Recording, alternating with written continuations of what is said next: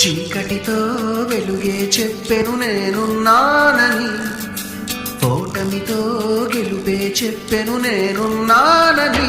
నేనున్నానని నీకేం కాదని, నిన్నటి రాతని మార్చేస్తానని.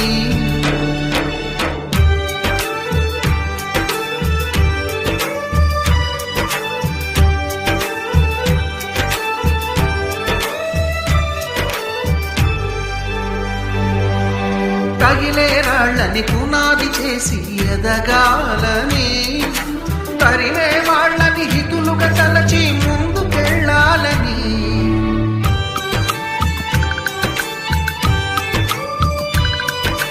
కన్నుల నీటిని కలల సాగుకై వాడుకోవాలని.